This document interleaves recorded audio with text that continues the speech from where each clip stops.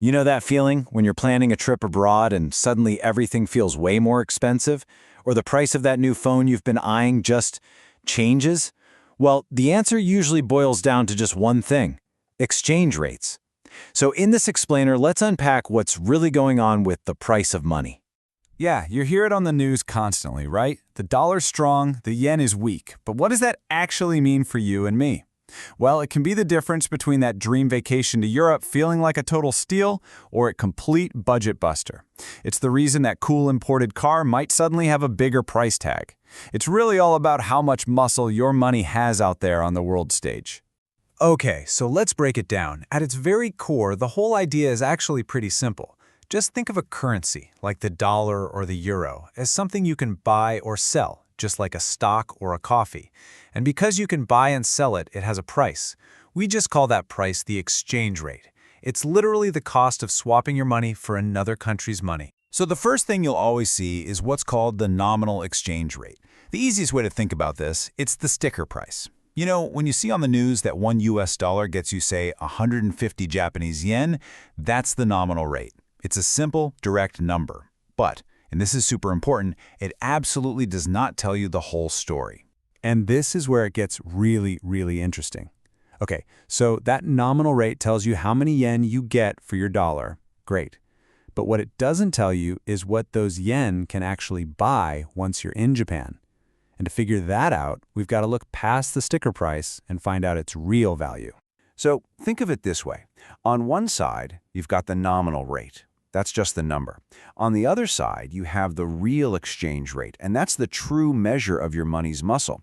The real rate actually adjusts for price differences between countries.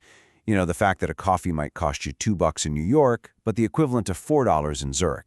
So what really matters at the end of the day isn't just the rate you see on a screen, but your actual real-world purchasing power. Now, to make this whole idea of purchasing power a bit easier to digest, economists cooked up a deliciously simple little tool.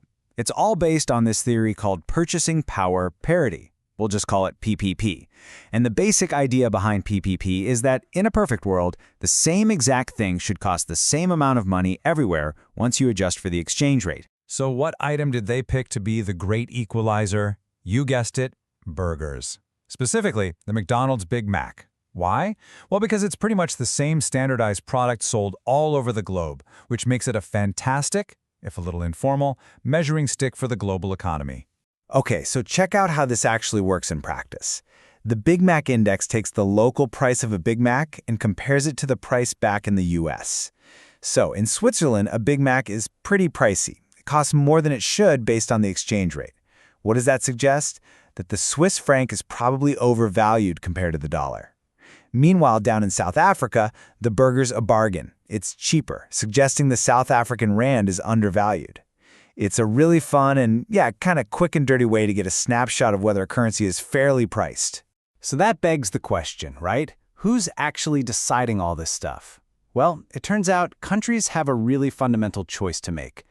Are they going to let their currency float freely, moved around by the whims of the market? Or are they going to fix its value, peg it, to something more stable, like the US dollar? And listen, each path comes with a massive trade-off. If you fix your currency, peg it, you get stability. That's awesome for businesses and for trade, but the price you pay is huge. You basically give up control over your own country's monetary policy. I mean, look at the Eurozone. That's the ultimate example. Countries gave up their own currencies for the stability of the euro, but now they can't just go and set their own interest rates to deal with the recession at home. Now, a floating system gives you that control back, but you have to be ready to ride the waves of market volatility. And sometimes that volatility isn't just a few little ripples. Sometimes it's a full-on tidal wave. When the economic pressure just gets to be too much, a country can find itself in the middle of a currency crisis. We're talking about a sudden, sharp, dramatic collapse in the value of its money. And believe me, this isn't just some abstract textbook theory. The source material for this explainer actually points to a real-world case, a rough patch in 2025 where the US dollar dropped by over 10%. Now, a fall that sharp, that fast, that is a classic, flashing red light that a currency is under some serious stress and potentially staring down a full-blown crisis. So, What exactly pushes a currency over the edge like that? Well, it's usually a perfect storm of bad ingredients. A country might be running what's called a huge current account deficit, which is just a fancy way of saying it's buying way more from the rest of the world than it's selling. Or maybe its government's finances are a total mess. Or its central bank is running out of the foreign cash it needs to prop up its own currency. And sometimes it's just a simple crisis of confidence. Investors get spooked, they all rush for the exits at once, and they end up creating the very collapse they were afraid of. But here's the thing about currency markets. It's always a two-way street. There are two sides to every coin. So while the dollar was taking a beating, the Indian rupee was actually getting stronger. Why? Well, things like falling oil prices, which is a huge deal for India since it's a massive import cost, and optimism about a new trade deal. All that good news created a wave of confidence that lifted the rupee. It's such a great reminder that in this global game, one currency's weakness can absolutely be another's strength. And all of this brings us to one last really crucial question. Right now, most of the world's big economies let their currencies float.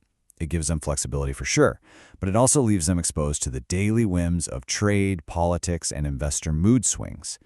So, in this incredibly interconnected world we live in, does this system mean that we're all just constantly living on the brink of the next big global crisis? It's definitely something to think about.